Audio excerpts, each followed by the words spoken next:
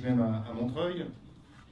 Puis, et merci évidemment d'avoir répondu encore une fois nombreuses et nombreux à la sollicitation de la Fédération CGT des cheminots concernant cette conférence de presse qui se situe, vous le savez, dans un contexte bien particulier suite aux annonces du gouvernement et de la direction d'entreprise qui visent, disons-le, à la casse du train public. Voilà, donc face à ces attaques, la Fédé CGT des cheminots entend bien susciter un débat national qui nous semble nécessaire, et c'est pourquoi nous présentons aujourd'hui, dans le cadre de cette conférence de presse, le rapport CGT pour l'avenir du service public ferroviaire que nous avons nommé Ensemble pour le faire, une présentation dont vous avez la primeur, puisque c'est la première fois qu'il est présenté, et donc aujourd'hui face à vous. Pour répondre aux différentes questions à la tribune, donc tout au bout là-bas, Sébastien Gaz, qui est donc secrétaire fédéral en charge des questions économiques à la Fédération CGT des cheminots. À côté de lui, Thierry Durand, qui est également secrétaire fédéral en charge des questions de protection sociale à la Fédération CGT des cheminots. Et enfin, Laurent Brun, secrétaire général de la Fédération CGT des cheminots, à qui je cède la parole immédiatement pour une brève introduction, et ensuite nous entamerons la série de questions. Mesdames, Messieurs, merci d'avoir répondu à l'invitation de la Fédération CGT des cheminots. Aujourd'hui, comme vous le savez, nous publions un rapport CGT contre le statu quo libéral et pour le développement du service public ferroviaire. Alors pourquoi présenter un tel rapport? Eh bien parce que les réformes de 1997 et 2014 sont parties d'objectifs de traitement des questions financières pour arriver à des usines à gaz dans l'organisation de la production sans jamais résoudre les problèmes.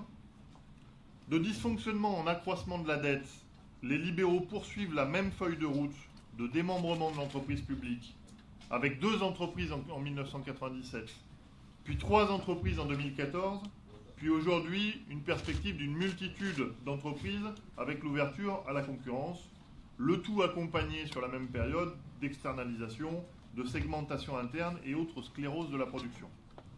Le statu quo, c'est de poursuivre dans cette fuite en avant. Les différents rapports remis récemment assènent un certain nombre d'éléments non étayés parce qu'il y a présomption de vérité absolue. Par exemple, le rapport Spinetta affirme que l'ouverture à la concurrence a permis une augmentation des trafics, une amélioration de la qualité de service et une réduction des contributions, c'est page 8. Ce qui est faux pour le cas de l'Angleterre est très discutable pour les autres cas, nous y reviendrons. De même, l'externalisation serait une source d'économie selon l'une des préconisations, page 68. Alors que tous les exemples démontrent le contraire. 2 exemples. Dans l'entretien de la voie, la sous-traitance coûte au minimum plus 10% par rapport à la réalisation interne de l'entreprise, et ça, ce sont les sources de la direction SNCF. Et en matière d'ingénierie, vous avez des sociétés telles que Altran, par exemple, qui prêtent des ingénieurs aux entreprises comme la SNCF, qui facturent cette prestation aux alentours de 500 € la journée, quand le coût salarial de la journée leur revient à 200 €. Donc on voit bien qu'il y a un surcoût massif de la sous-traitance. C'est pour nous une démonstration du dogmatisme de ces rapports. Les décisions sont ensuite habillées de verbiage sur l'environnement ou la société, sans que les valeurs généreuses évoquées ne soient réellement liées aux mesures prises. Il en résulte des préconisations inadaptées au système ferroviaire ou éculées. Par exemple, la réduction du réseau a été évoquée en 1967 dans le rapport Nora, puis en 1978 dans le plan Guillaume, et de manière assez constante dans différents rapports, dont la base est de partir de l'équilibre financier comme objectif premier. Le problème, selon la CGT, est donc que la problématique est prise à l'envers.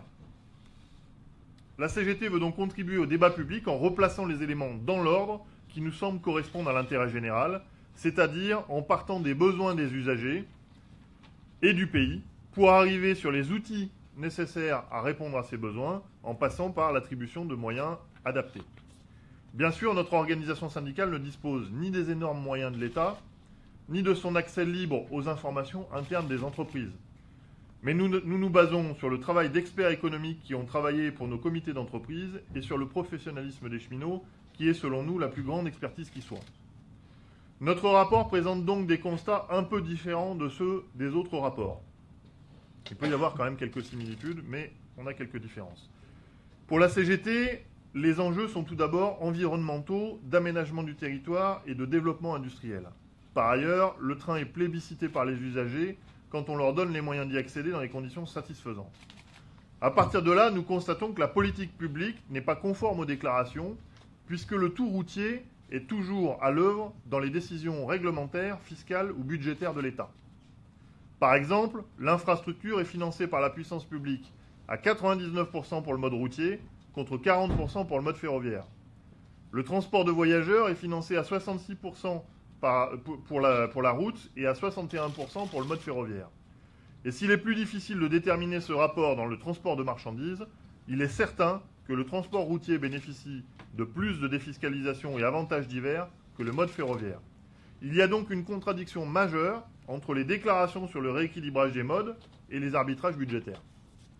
Nous constatons également l'efficacité de l'entreprise publique et le fait que chaque euro investi est déjà très bien utilisé, contrairement au sous-entendu assez malsain du Premier ministre.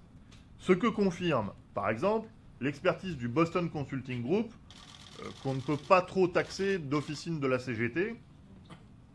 Autre exemple, le bilan de la régionalisation, avec une offre qui a augmenté de 20,6% de 2002 à 2014 et une fréquentation qui a augmenté bien plus fortement à 47,8%. L'accroissement du financement public crée donc un effet levier important dans la réponse aux besoins. Nous constatons en revanche que les expérimentations de privatisation d'activités ferroviaires sont un échec cuisant. Par exemple, le PPP, partenariat public-privé, Tours-Bordeaux, aboutit à des péages d'infrastructures exorbitants. Par comparaison, sur la LGV Sud-Est, ces péages oscillent entre 10,3 € par train-kilomètre et 20,9 € par train-kilomètre selon les tronçons. Quand ils oscillent entre 22,9 et 28,5 € par train-kilomètre sur la LGV Atlantique, c'est-à-dire une somme bien plus importante.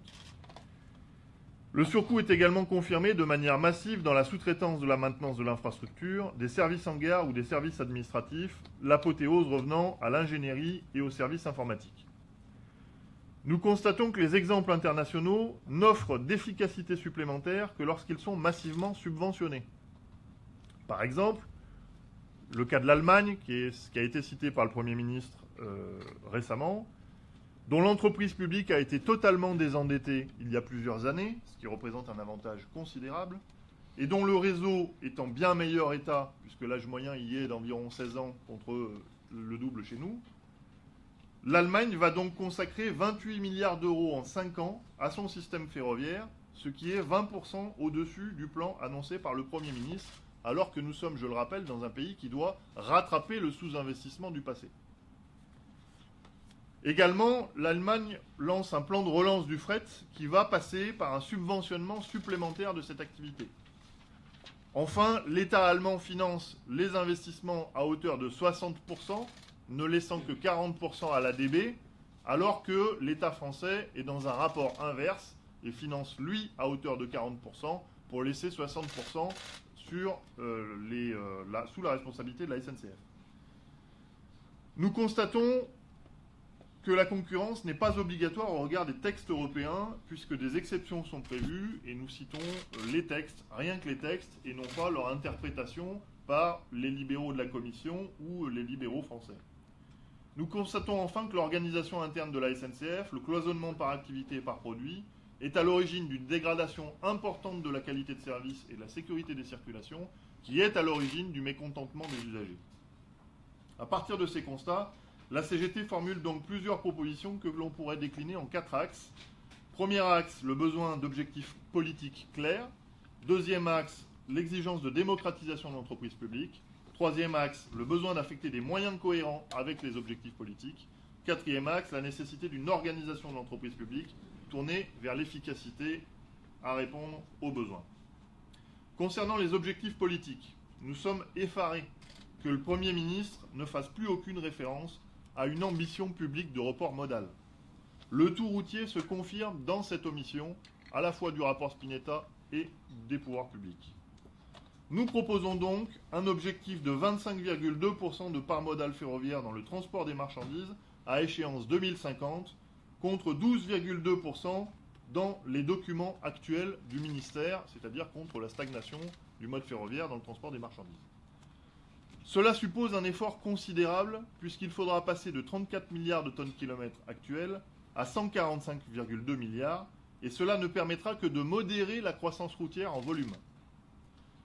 Nous reprenons l'objectif de 25% dans le transport voyageur de longue distance, mais nous considérons qu'il doit s'appuyer sur les trains d'équilibre du territoire et sur les TER, en plus du TGV, contre un scénario gouvernemental qui s'appuie uniquement sur ce dernier. Enfin, nous proposons l'objectif de 25% dans le transport voyageur de courte distance pour les transports collectifs, contre une quasi-stagnation à 11,9% dans le scénario gouvernemental. Cela supposera le développement massif des réseaux de transport urbain ainsi que des TER. En matière de démocratisation, nous considérons que les élus régionaux doivent partager leur pouvoir avec les usagers, qui doivent pouvoir déterminer de manière directe dans les comités de ligne les besoins, autrement dit la commande publique. Il doit y avoir un véritable pouvoir de décision dans ces structures pour les réactiver et leur donner une autre portée. Le conseil régional se chargeant ensuite de définir des priorités et le financement adapté. Nous proposons également que l'évaluation des objectifs politiques et de l'efficacité du service public ferroviaire à répondre à ces objectifs soit soumise au Parlement pour que les positions de la tutelle de la SNCF ne se déterminent pas uniquement dans le secret des ministères et des conseils d'administration, mais soient mises sur la place publique face à la contradiction et assumées collectivement par la société. En matière de financement, la dette doit être reprise par l'État dans une structure de défaisance que nous appelons CADEF. La TICPE, c'est-à-dire la taxe sur les produits pétroliers, doit être intégralement fléchée sur le financement des infrastructures du pays via l'Agence de financement des infrastructures, la FIDF, permettant de fournir totalement les ressources nécessaires à SNCF Réseau et ainsi se débarrasser du système des péages, mais également d'apporter aux collectivités territoriales les moyens de financer le réseau routier ou, à Voies navigables de France, d'assurer l'entretien et le développement des canaux.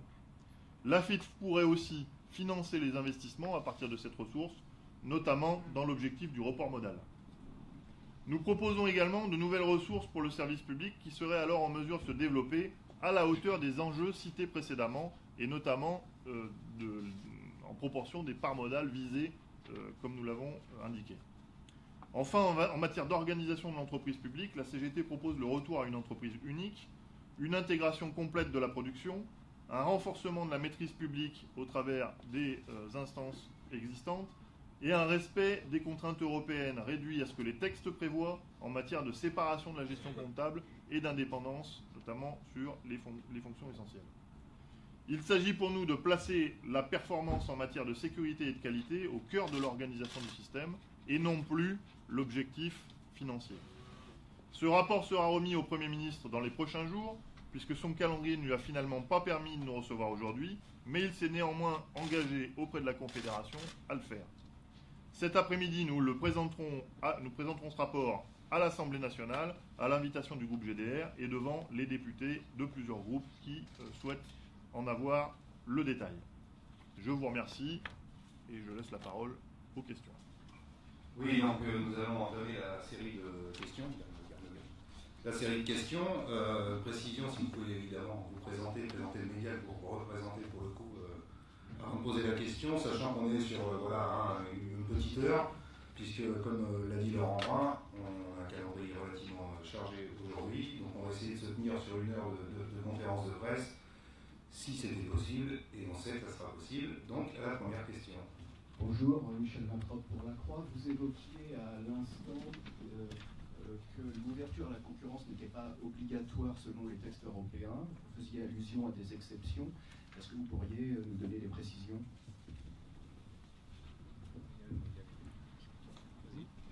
Oui, bien sûr. Le texte que nous citons dans le rapport in extenso d'ailleurs, est l'article 5 donc, qui prévoit l'ouverture à la concurrence comme règle générale, mais le paragraphe 4.2 qui prévoit une exception. Alors il y a en fait 4 exceptions, mais nous utilisons celle de l'article du paragraphe 4.2 qui précise que, sauf législation nationale contraire, l'autorité organisatrice peut attribuer de manière directe un contrat de service public à partir du moment où elle remplit 2 conditions. Première condition, que le réseau ou le marché ait des spécificités techniques pertinentes, voilà, sans détail plus important que ça. Et la deuxième spécificité, c'est que cette attribution directe permette une amélioration de la qualité ou du coût, ou les deux. Nous considérons, nous, que les spécificités techniques du réseau français, c'est la diversité importante entre territoires urbains et territoires ruraux qui posent des contraintes importantes en termes notamment de financement. Et également, la deuxième contrainte qui est citée par tout le monde, c'est l'état de vieillissement du réseau qui ne permet pas aujourd'hui de mettre en concurrence le système ferroviaire, étant donné que cet état de délabrement du réseau va nécessiter des efforts extrêmement importants pour sa régénération. Donc nous considérons que les questions techniques sont remplies.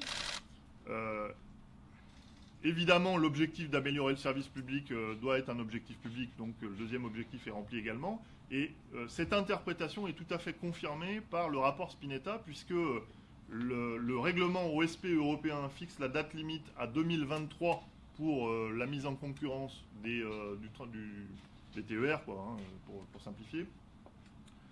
Or, si on s'en tient à ça, donc la date butoir c'est 2023, le rapport Spinetta précise que l'ouverture à la concurrence de la région, des lignes de région parisienne devra s'étaler jusqu'à 2039 pour ces questions techniques. Et donc, il est prouvé que la date butoir de 2023 n'est absolument pas une échéance indépassable.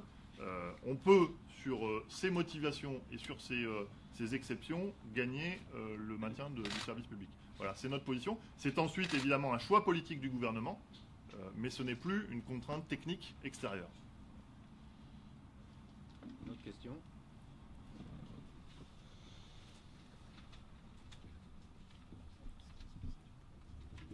Bonjour, Béatrice Parino du magazine Le Point. J'aurais deux questions. Est-ce que vous avez pu budgétiser le coût global de votre plan? Et deuxième question, en fait, vous n'avez pas du tout abordé l'aspect RH, ressources humaines de votre plan. Qu'est-ce qu'il en est? Est-ce que, du coup, vous aussi, vous prévoyez quelques mesures pour revoir votre fameux statut? Dans quel sens? Ou est-ce que vous prévoyez, avec vos ambitions, au contraire, d'embaucher? Merci.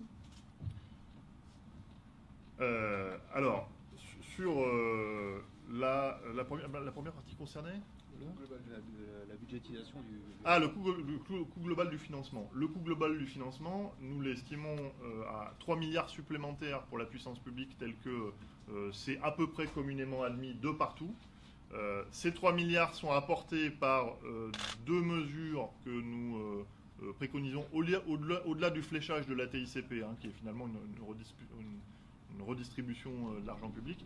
Au-delà de ces mesures-là, nous prévoyons deux ressources supplémentaires. C'est le versement transport additionnel, voilà, merci. C'est-à-dire l'extension et le développement du versement transport qui ne finance aujourd'hui que les réseaux de transport urbain. Nous considérons qu'il faut que ce versement transport finance également le transport TER de manière à ce que en fait, les vrais bénéficiaires du transport, c'est-à-dire les entreprises, contribuent au réseau de transport urbain. Et la deuxième ressource que nous souhaitons créer est liée aux autoroutes. Alors nous proposons la renationalisation des autoroutes concédées parce que nous considérons que nous sommes face vraiment à une, comment dirais-je, de manière non vulgaire, une appropriation privée du capital. Cette année, je crois que l'année dernière plutôt, les dividendes versés aux actionnaires sont à hauteur de 50% du chiffre d'affaires, ce qui est absolument monstrueux et scandaleux.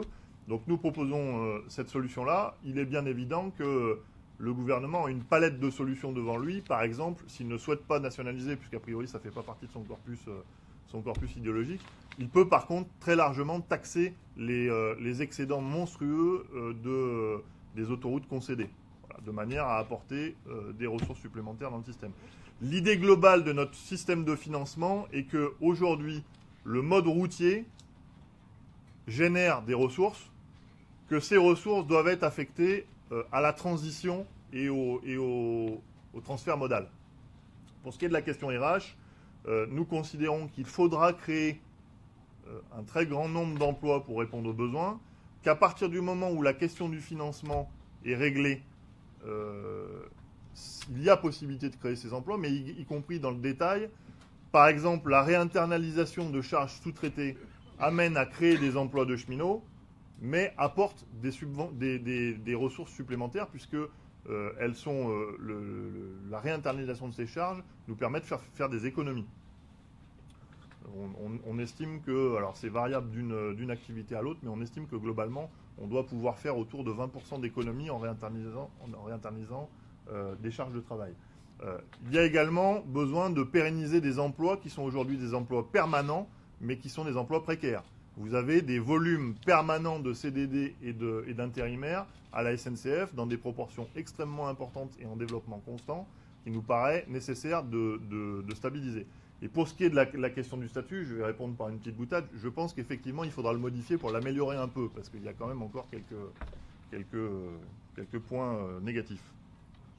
Sébastien Gast, peut-être pour compléter sur la question du financement. Une des mesures qu'on propose, ça a été évoqué par Laurent dans son introduction, c'est la mise en place d'une structure de défaisance de la dette, la KDF, donc qui serait en charge de la dette du système ferroviaire.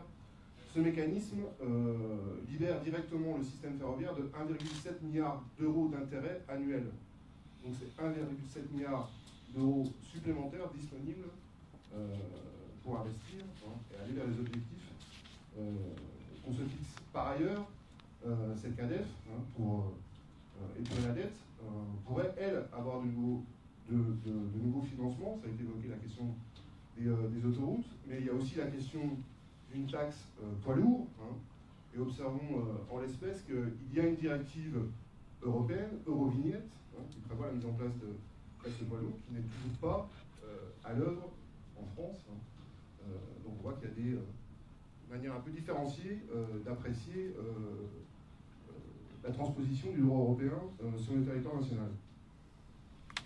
Une question dans la salle? Le micro est où?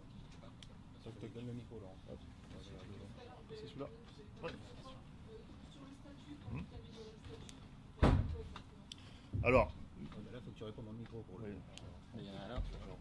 Oui, mais celui-là, Prends celui-là. Oui, donc d'abord, si on veut parler du statut, il faut constater qu'il a énormément bougé, au moins sur les 3 dernières années, mais y compris auparavant. Sur les 3 dernières années, par exemple, vous avez une forte modification du système de déroulement de carrière, une très forte modification des questions de procédure disciplinaire, etc., etc. Donc notre question à nous, c'est de revenir à ce qui est l'origine du statut, c'est-à-dire son efficacité par rapport aux besoins de production. Et c'est lié du coup au décloisonnement du fonctionnement de l'entreprise que nous proposons. Puisqu'évidemment, nous voulons améliorer le déroulement de carrière des cheminots, mais le déroulement de carrière des cheminots a toujours supposé que pour prendre une promotion supplémentaire, un poste plus complexe, comment dirais-je, des responsabilités, des postes plus complexes. À partir de là, l'amélioration du statut, c'est l'amélioration de ce déroulement de carrière. On a quelques propositions précises sur l'amélioration de la grille, par exemple, de rémunération. Mais il est absolument indispensable, pour que ça fonctionne, de décloisonner le fonctionnement de l'entreprise. Et qu'un agent, par exemple, qui est embauché à la circulation, puisse ensuite postuler sur des postes plus élevés dans, par exemple, d'autres filières, l'entretien du matériel ou d'autres. Ça permet à la fois à l'agent d'avoir son déroulement de carrière et à l'entreprise d'avoir une circulation des connaissances sur les différents services de manière à ce que ces services puissent fonctionner ensemble. Si vous voulez, nous ne décorrélons pas le statut du fonctionnement de l'entreprise.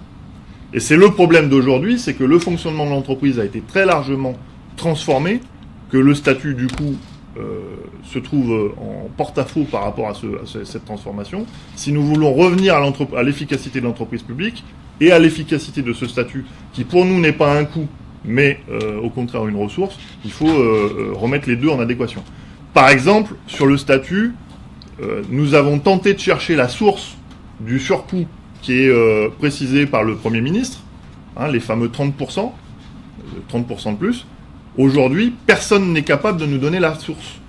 Et dans la communication interne de l'entreprise, parce que nous mettons la pression sur ce sujet-là, dans la communication interne de l'entreprise, les termes ont changé. Il ne s'agit plus de 30% de surcoût par rapport à la concurrence ou au privé. Il s'agit de 20 à 30% de surcoût par rapport à la situation optimale. Alors, quelle est la situation optimale ? Bon, on n'en sait rien. La vérité, c'est que aujourd'hui, personne n'est capable de démontrer que le statut coûte plus cher.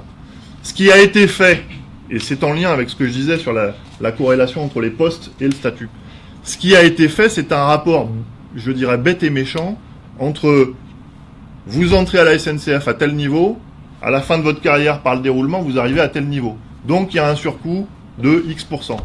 Mais c'est un calcul qui est complètement inepte, puisque à chaque fois, vous prenez des postes supplémentaires, et donc vous allez peut-être vous retrouver avec, en fin de carrière, un agent de maîtrise qui certes est payé plus que quand il a été embauché en tant qu'agent d'exécution, mais qui est par contre dans le coût, entre guillemets, par rapport au prix du marché, est inférieur à ce qu'on peut trouver dans des entreprises privées sur des agents de maîtrise. Voilà la situation, notre analyse, nous, sur le statut. Oui, il y a une question. Devant. Oui, bonjour. Jean-Claude Mandet, je suis le blog syndicollectif.fr. Aujourd'hui, donc, on prend connaissance des propositions alternatives de la CGT. Est-ce qu'il est imaginable qu'il y ait des propositions alternatives venant de l'intersyndicale qui s'est mis en place très récemment, voire même avec des associations d'usagers? Alors, pour ce qui est des associations d'usagers, nous avons des points de convergence, par exemple sur la démocratisation, sur le fait de placer les besoins en tête des projets de réorganisation du système. Ensuite, avoir un projet commun supposerait que les associations d'usagers s'intéressent au fonctionnement interne de l'entreprise, ce qui en général n'est pas tellement le cas. Bon, voilà, donc, mais pourquoi pas avoir en tout cas un corpus de positions communes. Pour ce qui est de l'intersyndicale, chacun a des propositions communes. Nous aurons probablement, et on en discutera le 15, une démarche revendicative unitaire et donc forcément une plateforme revendicative unitaire. De là à ce que le projet CGT devienne le projet de l'intersyndicale, c'est un petit peu prématuré, voilà, disons. En tout cas, ce que nous voulions surtout montrer, c'est que tous les rapports vont dans le même sens depuis des années, y compris quand on discute avec Jean-Cyril Spinetta, par exemple, c'est le premier à nous dire qu'il ne connaît rien au système ferroviaire. Donc on peut se poser quand même la question si c'est un rapport d'expert à partir de ce moment-là. Bon. Tous les rapports vont dans le même sens parce qu'ils sont construits de la même manière, par des gens qui sont experts de tout. Nous voulons qu'il y ait un débat contradictoire. Avec ce rapport-là, nous voulons qu'il y ait un débat contradictoire. À la fois sur les constats et sur les propositions. Et après, si l'État nous dit, par exemple, que notre objectif de part modale de 25% est délirant ou insuffisant, ben on discute. Mais on discute sur la base de confrontation d'idées, parce que la confrontation d'idées, c'est ça la démocratie.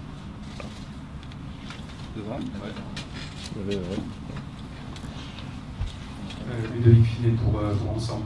Que vaut pour vous la promesse gouvernementale de ne pas toucher aux petites lignes? J'ai commencé à lire certains de vos communiqués disant apparemment vous considérez ça comme une hypocrisie de reporter le problème notamment sur les collectivités qui pourraient être amenées pour le coup elles à les supprimer. Est-ce que vous pouvez nous expliquer un peu le mécanisme exact que vous créez? Alors, le mécanisme, il est très simple, il est assez concret, et d'ailleurs, il était assez honnêtement détaillé dans le rapport Spinetta. Le principe, c'est que ces petites lignes, elles ont un âge moyen qui est extrêmement important, parce qu'on parle d'un âge moyen en France de 30 ans, les petites lignes, ça peut aller jusqu'à 50, 60, 70, voire 80 ans. Donc, elles sont dans un état de délabrement extrêmement avancé, et elles nécessitent des travaux de régénération qui sont des coûts importants. Ce sont des coûts qui sont amortis sur des très longues durées, mais il faut quand même, au moment de la régénération, les payer. Par exemple, sur la région de Bretagne, l'intégralité des travaux sur la région qui seraient nécessaires représente à peu près 350 millions d'euros. Sur la région Aquitaine, ce serait dans les 600 millions d'euros. Donc ce sont des sommes qui sont considérables quand on les prend sur une année pleine. Par contre, il faut voir qu'elles sont amorties effectivement sur 30, 40, 50 années. Bon. Aujourd'hui, notre question à nous, et la question concrète qu'on a posée à la ministre quand nous l'avons rencontrée, c'est par exemple sur ces deux exemples-là, qui paye? Bretagne, Aquitaine, qui paye? La réponse qui nous a été fournie, c'est on va en discuter. Voilà. C'est-à-dire qu'aujourd'hui, dans les propositions du gouvernement, 3,5 milliards, 3,6 milliards d'investissement, ça ne concerne pas les petites lignes. Il n'y a pas 1 euro qui est mis pour d'ailleurs, ce n'est pas des petites lignes, c'est des lignes de proximité plutôt. Il y a des lignes qui sont importantes, y compris en termes de kilométrage. Donc, puisqu'il n'y a pas 1 euro pour la régénération, les régions vont être confrontées au choix du financement de cette régénération. Connaissant leurs ressources, elles vont être placées dans un choix cornélien en disant est-ce que j'endette, est-ce que j'augmente la fiscalité, sachant qu'elles n'ont quasiment plus aucun levier sur le sujet, ou alors est-ce que je décide moi-même de prioriser et de fermer les 3/4 ou les 4/5 de ces petites lignes. Et donc effectivement l'annonce du gouvernement que la décision ne se prendrait pas à Paris, elle est juste. Par contre, elle se prendra ailleurs. Et quand vous ne mettez pas 1 euro sur la régénération, oui, nous considérons que la quasi-totalité de ces lignes-là vont être très en difficulté. Et c'est pour ça que dans notre financement, nous considérons que il doit y avoir une redéfinition de l'utilisation des ressources fiscales. La TICPE, donc sur les produits pétroliers, est issue de la mode de transport. C'est une ressource importante. Il nous semble qu'elle doit revenir à tous les modes de transport. Dans notre idée, ça permet d'assumer complètement le budget de SNCF Réseau, c'est-à-dire de supprimer les péages, comme je le disais tout à l'heure, et le système des péages. Ça permet accessoirement, alors après ils seront d'accord ou ils ne seront pas d'accord, mais ça c'est nos propositions. Ça permet de se substituer en termes de financement aux collectivités locales sur le mode routier, parce qu'on sait que le mode routier et le réseau routier est également en mauvais état. Bon. Et donc apporter, je crois que c'est 16 milliards, 16 ou 18, 16 milliards, apporter 16 milliards aux collectivités pour financer l'entretien du réseau, ça leur permet ensuite d'assumer sa régénération, etc. Et voire même d'autres choses. Puis ça, par rapport à tous les débats sur les collectivités, ça permet de donner un ballon d'air à tout le monde. Et ensuite, l'AFITF conservera une ressource importante, puisque la TICPE, c'est à peu près 25 milliards. Ces 25 euros conservera une ressource importante pour les investissements de développement des voies ferrées, des voies navigables, et pourquoi pas des voies routières, même si on souhaite quand même que le report modal soit dans l'idée de surinvestissement sur les modes doux. Voilà. Alors évidemment, ça pose la question du fonctionnement financier de l'État, qui aujourd'hui utilise tout et n'importe quoi pour tout et n'importe quoi. Donc on va prendre un bout de TICPE pour financer un truc qui n'a rien à voir avec le transport. Bon. Et à côté de ça, les vraies ressources de l'État vont être utilisées pour le CICE ou des choses comme ça qui ne financent pas l'activité réelle. Voilà, donc ça fait partie des débats, je pense, vifs qu'on aura avec le gouvernement. L'idée étant, il faut mettre des ressources en face des besoins. Et le principe de dire que le système ferroviaire français coûte trop cher, d'abord, au regard de toutes les expertises qu'on peut maîtriser, c'est faux. Et notamment, si on prend toute l'étude du Boston Consulting Group, on voit même qu'en termes du financement public français, on est dans le ratio efficacité le plus haut. Vous verrez les graphiques qu'on a intégrés. Donc, on n'a pas du tout une gabegie d'argent public. Par contre, si on veut développer le mode ferroviaire, oui, effectivement, il va falloir mettre plus d'argent. Ça s'appelle pas une gabegie. Ça s'appelle une réorientation.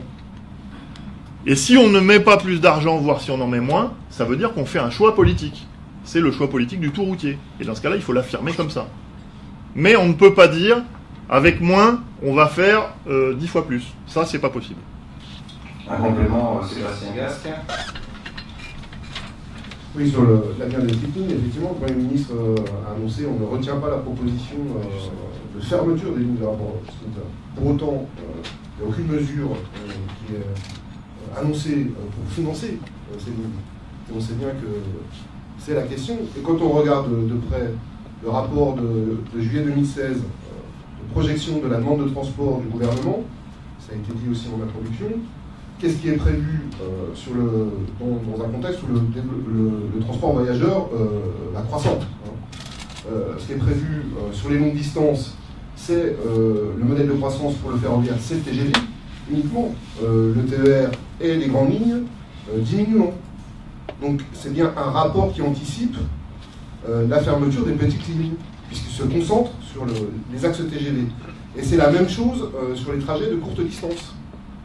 Globalement, il y a une évolution de plus en plus importante du véhicule particulier et à proportion, quasi une diminution du transport collectif.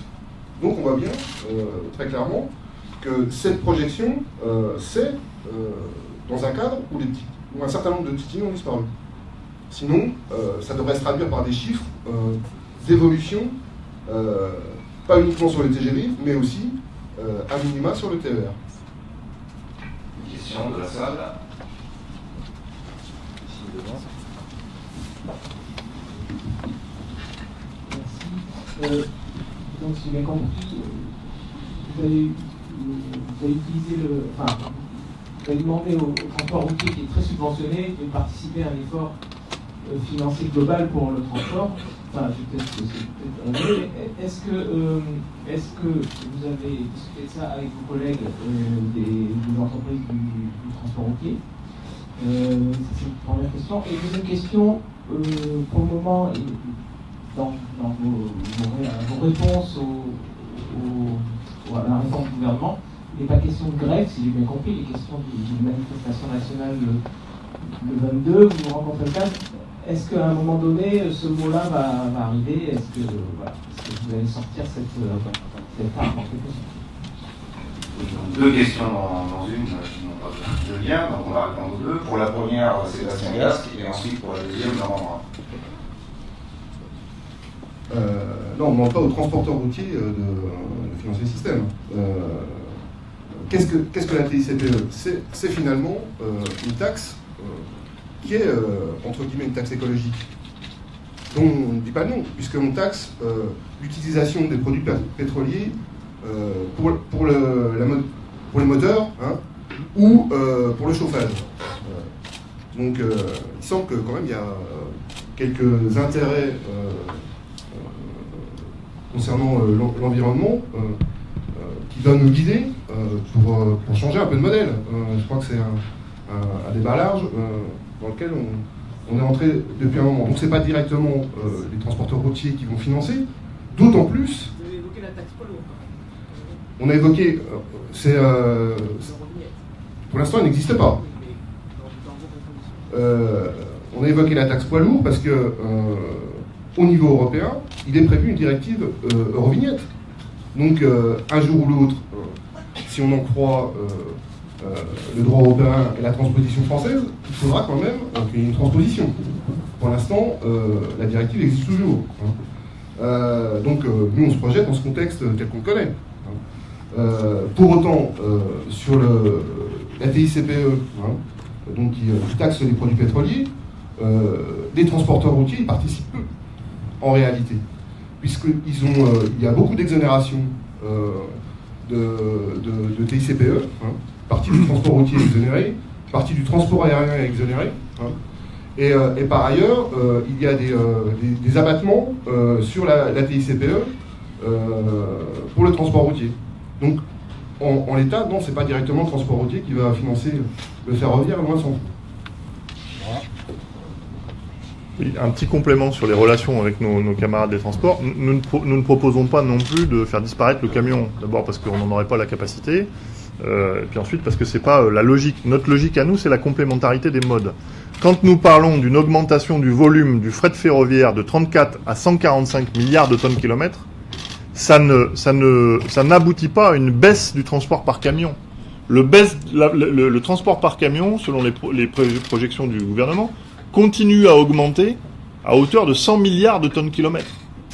Notre problème, si vous voulez, c'est que personne n'a la mesure de l'augmentation qui est prévue par tous les spécialistes du volume de marchandises transportées. D'ailleurs, dans le rapport, nous précisons qu'il faut peut-être s'interroger sur le sujet. Mais ça veut dire que nous répartissons autrement. Au lieu que l'énorme augmentation de transport ne bénéficie qu'à la route, nous considérons qu'il faut réorienter et donc il faut que ça bénéficie majoritairement aux ferroviaires, ce qui n'empêchera pas une poursuite de la progression en volume du mode routier. Donc nous ne sommes pas en situation de concurrence. Et un exemple très concret, la logistique urbaine, quand on dit aujourd'hui que dans les métropoles, les camions 30 ou 40 tonnes ne peuvent pas rentrer, et donc qu'on va faire des entrepôts en périphérie des métropoles, que ces entrepôts vont être reliés les uns aux autres par le biais des autoroutes, par des camions de grand tonnage, voire même on parle de gigaliner, de trains de camions, hein, bon, symboliquement, et qu'ensuite on fera de la desserte fine par du petit camion, y compris énergie renouvelable, etc. Nous disons que le mode ferroviaire, il est adapté au transport entre entrepôts logistiques. C'est-à-dire qu'il n'est pas logique de passer par les camions et par l'autoroute pour relier ces entrepôts logistiques. Ensuite, par contre, il est logique d'avoir une desserte fine par camion pour apporter jusqu'aux entreprises. Donc il n'y a pas vraiment de concurrence, il y a une complémentarité des modes. Et sur le financement, ça a été dit, c'est les véhicules légers quand même qui payent plus que les véhicules lourds, la TICPE. Sur la grève, oui, le 15, nous allons proposer un recours à la grève si le gouvernement ne nous entend pas. Pour l'instant, nous avons eu une expérience de réunion, comment dire, je ne peux pas considérer que ça c'est de la concertation, je ne peux pas non plus considérer que c'est du dialogue social. Quand vous avez 50 personnes qui ont 2 minutes chacune pour parler et qu'il n'y a pas de retour, c'est-à-dire qu'on ne sait pas ce que le gouvernement tranche, ce qu'il valide, ce qu'il invalide, il n'y a pas de document écrit, il n'y a pas d'aller-retour prévu, ça c'est de l'audition. Voilà, on a été auditionné par le gouvernement. Très bien. Nous ne sommes pas dans une logique d'audition. Comme je le disais tout à l'heure, la démocratie, c'est la confrontation des idées. Nous voulons confronter nos idées avec le gouvernement.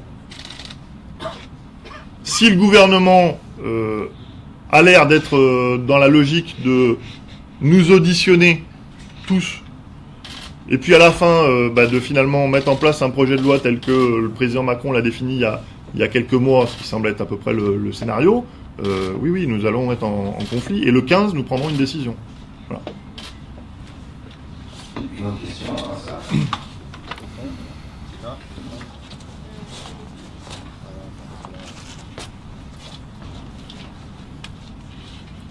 Bonjour, j'avais 2 questions. Concernant l'évolution du statut des cheminots, si les préconisations, l'évolution telle qu'elle est décrite dans le rapport sur l'État est appliquée, quelles en seraient pour vous les conséquences? Par ailleurs, Guillaume a annoncé ce matin qu'il ne serait pas un nouveau mandat. Est-ce qu'on pourrait avoir une réaction de votre part sur ce point? Alors, encore une fois, 2 questions dans une. Je vous rappelle qu'il faut vous présenter votre média, s'il vous plaît, avant de poser la question. Donc, sur la première partie, Thierry Durand. Alors, sur le statut, plusieurs choses. Alors, le statut est un élément très en vogue dans les médias qui est régulièrement sorti. Il faut déjà savoir de quoi on veut parler. C'est-à-dire que le statut, il y a 4 composantes principales. Il y a la première composante sur l'accès au statut, qui se fait quand même, il faut le rappeler, au bout d'1 an, c'est-à-dire qu'on a en gros une période d'essai d'1 an, ce qui n'est pas considéré aujourd'hui comme un avantage faramineux. Une partie salaire et grille salariale, avec une évolution qui est somme toute assez similaire à ce qu'on peut trouver dans le privé, hein, puisqu'un salarié, un cheminot au statut, entre son salaire d'embauche et son salaire de sortie, augmente entre 1,5 et 2 fois son salaire sur le temps de sa carrière, ce qui est à peu près équivalent à ce qu'on peut rencontrer dans le privé. D'ailleurs, les évolutions de carrière telles qu'elles sont présentées par la direction sont à pondérer, puisque l'an dernier, pour vous illustrer avec un peu plus de précision, il y a eu 6300 augmentations de niveau chez les cheminots du cadre permanent sur un effectif de 130 000. Donc vous voyez qu'on n'est pas quand même sur une évolution automatique et massive telle qu'on voudrait nous la dépeindre. Ensuite, il faut aussi rappeler que les plus hauts salaires à la SNCF ne sont pas au cadre permanent, pas au statut. C'est-à-dire que l'ensemble des hauts dirigeants de l'entreprise ont renoncé au statut pour pouvoir négocier eux-mêmes leur salaire. C'est notamment le cas de l'actuel ministre de la Défense, mais je pense que vous avez suivi les publications médiatiques sur le sujet suite à sa déclaration de revenus. Ensuite, il y a la question garantie disciplinaire. qui là est somme toute assez proche de ce qu'on peut rencontrer dans certaines conventions collectives avec un conseil de discipline, etc., qui là également n'est pas spécifiquement visé et qui est en régression depuis l'année dernière puisque les garanties disciplinaires ont été amenuisées. Et ensuite, il y a la partie médecine intégrée, médecine de soins intégrée à la SNCF, alors qui présente un coût moindre que si elle était externalisée. Je rejoins là ce que présentait Laurent Brun tout à l'heure sur les externalisations, et qui en plus a fait gage d'efficacité, puisqu'on a un niveau de santé globalement chez les cheminots qui est supérieur à ce qu'on peut rencontrer en moyenne chez les autres salariés. Alors, sur le statut, on mélange globalement l'appellation avec l'ensemble des enjeux, mais il faut à chaque fois, à mon sens, pouvoir distinguer les questions. La question qui est pointée par le rapport Spinetta est principalement la question du transfert de personnel dans le cadre d'une ouverture à la concurrence. Et sur ce point, je ne ferai pas de redite sur ce qu'a présenté Laurent Brun, puisque l'ouverture à la concurrence, à nos yeux, n'apporte rien, n'est pas obligatoire. Et donc la question du transfert de personnel et de la perte de statut, pour l'heure, ne se pose pas pour nous. Et je précise que s'agissant de la question des salaires des comités exécutifs, il y a effectivement, c'est une précision, mais qui vaut le coup d'être apportée. Il y a la question de la ministre des Armées, mais je précise aussi que l'actuel ministre des Transports a été au comité exécutif de la SNCF pendant 5 ans. Laurent, sur la question du mandat de Guillaume Pépic. Oui, écoutez, nous apprenons ça dans les médias comme tout le monde. Nous ne nous prononçons jamais sur la nomination d'un président de la SNCF parce que nous considérons que, quel que soit le président choisi, il appliquera une politique, et donc que nous combattrons ou nous soutiendrons cette politique en fonction de son contenu et pas en fonction de la personne qui le porte. Ensuite, je ne vous donnerai pas un scoop en vous disant qu'on ne le retiendra pas. Voilà. Une question dans la salle.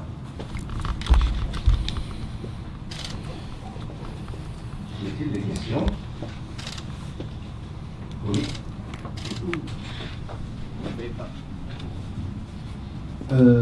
Vous parliez tout à l'heure, vous citiez l'exemple allemand à propos de la dette. Mais effectivement, l'État allemand a repris la dette de la Deutsche Bahn, mais est-ce que ce n'était pas justement en échange de l'abandon du statut des cheminots et de l'ouverture à la concurrence, notamment? Alors, la reprise de la dette est théoriquement une orientation européenne, puisque la directive 91-440 prévoyait le désendettement des systèmes ferroviaires. Dans le cas de l'Allemagne, il y a aussi quand même l'histoire du pays, avec la réunification et le coût de la réunification. Donc le désendettement est consécutif aussi à ces éléments-là. Ensuite, effectivement, dans le même mouvement, il y a eu une remise en cause du statut. Nous considérons, encore une fois, que soit diminuer les droits des salariés est une position dogmatique auquel on s'affrontera, soit on nous fait la démonstration que le statut n'est pas efficace à répondre aux enjeux et aux besoins techniques de l'entreprise.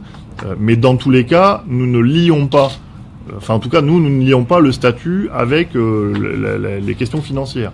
Les questions financières aujourd'hui sont, là aussi, personne n'est capable de nous dire ce que pourrait représenter la suppression du statut dans les comptes de l'entreprise. Moi, je vous cite un chiffre. La masse salariale des cheminots dans le chiffre d'affaires, c'est 33%. 33%. De combien il faut diminuer la masse salariale pour arriver à régler la question des 3 milliards qui manquent pour financer le système? On ne va pas en arriver à supprimer le personnel, parce qu'à un moment donné, il faut quand même des gens pour produire. Donc, cette question n'a vraiment strictement rien à voir avec le modèle économique du système. Elle est extrêmement dogmatique, et je pense qu'y compris, la suppression du statut des cheminots est une répétition à la suppression probable prochaine du statut général des fonctionnaires. Une question, j'avais vu une main se lever.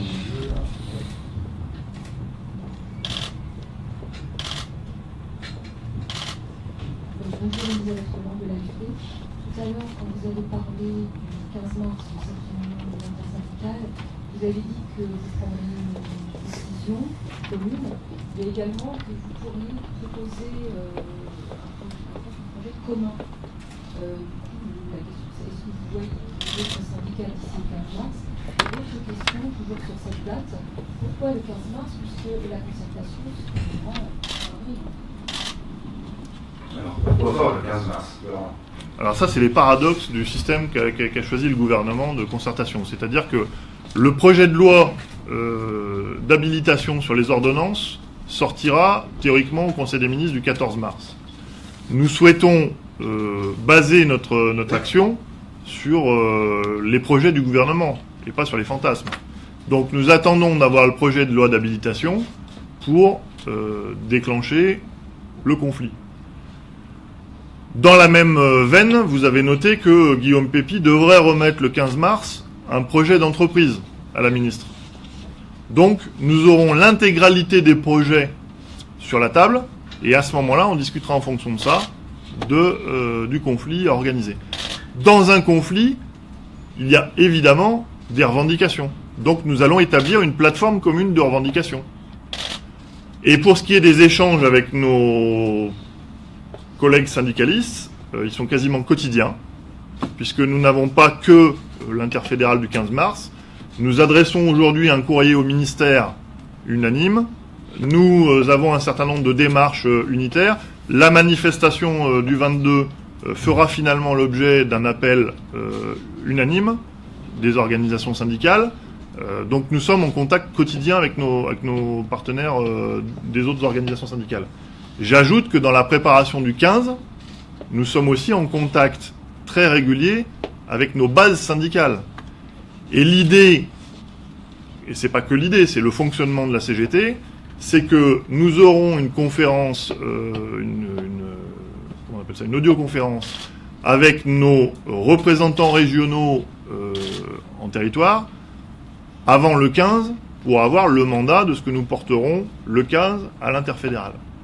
Parce que nous voulons que les cheminots aient aussi leur mot à dire sur qu'est-ce que vous pensez des déclarations du Premier ministre, qu'est-ce que vous pensez des projets qui sont avancés, qu'est-ce que vous pensez des déclarations de Guillaume Pepy. À l'intérieur de l'entreprise, par exemple, il y a énormément de communication interne sur vrai, faux, voilà ce que sera la réforme, voilà ce qu'elle ne sera pas, etc. D'ailleurs, on voit que la direction SNCF est a priori... nous sommes en lien régulier avec nos partenaires syndicaux, mais je pense qu'il y a une liaison quotidienne entre la direction de l'entreprise et le gouvernement sur les sujets de gestion de la réforme. Parce qu'il y a une tentative de déminage de Guillaume Pepy et de la direction SNCF interne, parce que tout le monde sent bien que la colère, elle est très présente. Je précise que la colère n'est pas seulement liée au projet du gouvernement. La colère, elle est liée aussi au fonctionnement actuel de l'entreprise. Depuis 1 an et demi, 2 ans, la mise en place de la réforme de 2014 devient vraiment très concrète, avec les pertes de moyens, avec les désorganisations de services, avec le cafouillage permanent des fonctionnements, avec y compris l'absence de visibilité sur les cibles finales. Quelles sont les cibles finales d'organisation, quelles sont les cibles finales les objectifs d'activité, etc. Donc tout ça crée énormément de colère, parce que les efforts des cheminots, finalement, sont dilapidés là-dedans. Et donc, il y a aussi ça dans le mouvement que nous sommes en train de construire. Et il y a aussi ça dans ce que la direction de l'entreprise détecte dans le corps social.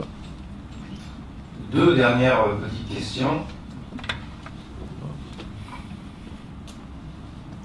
Oui? Non? Après, d'accord.